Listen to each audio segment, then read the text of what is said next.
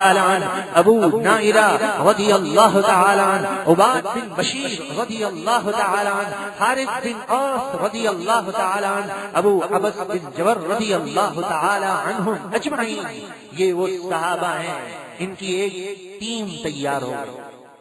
رسول اللہ سے اجازت لیتے ہیں کہ میرے آقا، آپ نے جو کام ہمیں دیا ہے کہ سر تن سے جدا کرنا ہے، اس گستاخ کا سر جو تن سے جدا کرنا ہے، تو آپ ہمیں حکمت عملی اختیار کرنے کی اجازت دے دیجیے۔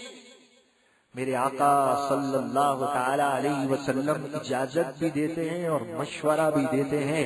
اس سے معلوم یہ ہوا جب کوئی یہ ٹھن لیتا ہے کہ میں نے گستاخ کا کام تمام کر دینا ہے، تو رسول اللہ کی غیبی مدد شامل حال ہو جاتی ہے اور اللہ کا فضل بھی مل جاتا ہے۔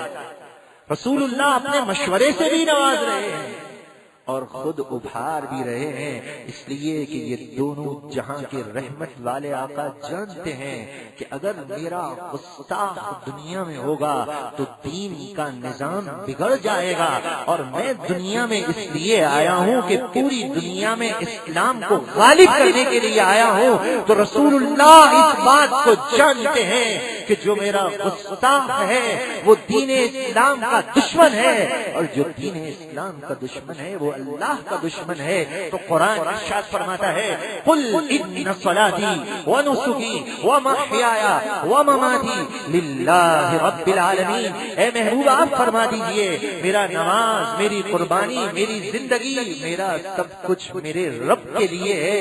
تو جس کا سب کچھ اس کے رب کے لیے ہو تو وہ دین کا نقصان برداشت نہیں کر سکتا۔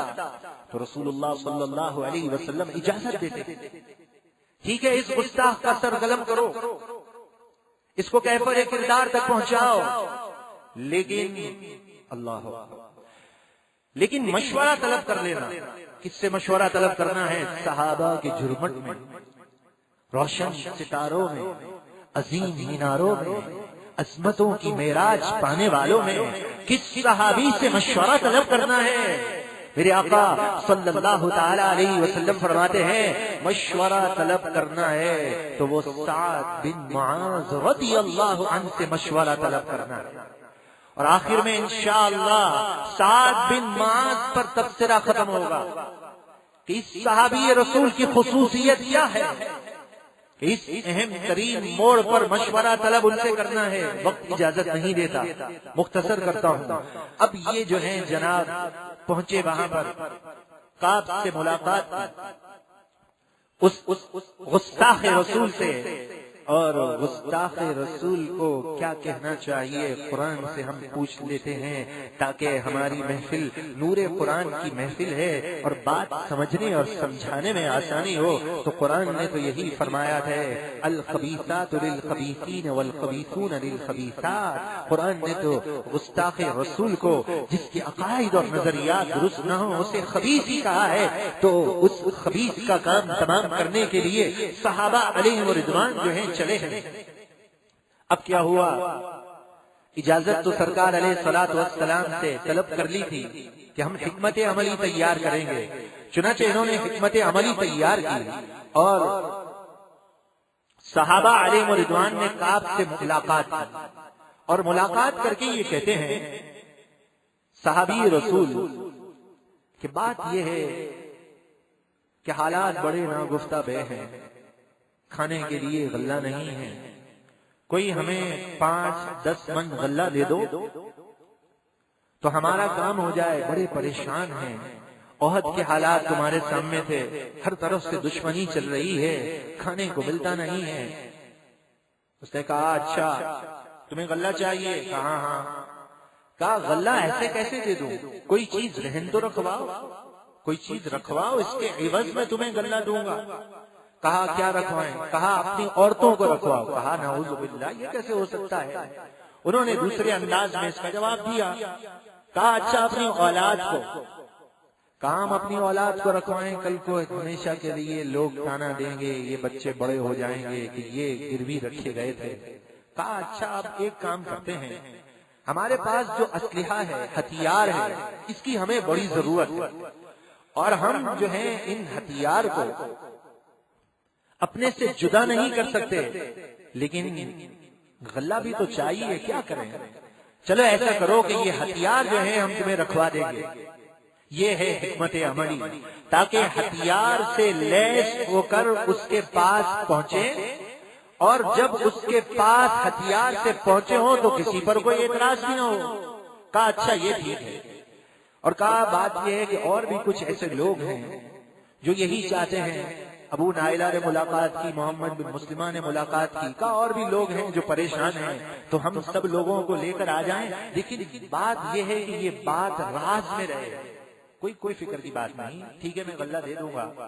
اب کیا ہوا، چاندنی رات تھی، اور رات کے وقت جو ہے صحابی رسول صلی اللہ تعالی علیہ وسلم جو ہے انہوں نے ان کو آواز دی. جب یہ آواز سنی تو ایک روایت میں یہ آتا ہے کہ اس کی جو زوجہ، اس کی جو دلہن تھی، ابھی اس کی نئی خبیث کی، کعب کی شادی ہوئی تھی، کعب بن اشرف کی. اس کی دلہن یہ کہتی ہے کہ مجھے اس آواز سے خون کی بو آتی ہے. کہا عجیب و غریب بات کرتی ہو، تمہیں معلوم ہے یہ کس کی آواز ہے؟ یہ ابو نائلہ کی آواز ہے، اور یہ میرا رضائی بھائی ہے، میرا بڑا یارانہ ہے، ہٹو مجھے اس کی بات سننے دو. باہر گئے، بات چیت ہوئی، تھوڑی دیر بیٹھے. کہا چاندنی رات ہے، کچھ اگر ہم چکر لگائیں، تھوڑا ٹہل لیں تو کیسا رہے گا؟ چلو تمہاری مرضی ہے، ٹہل لیتے ہیں.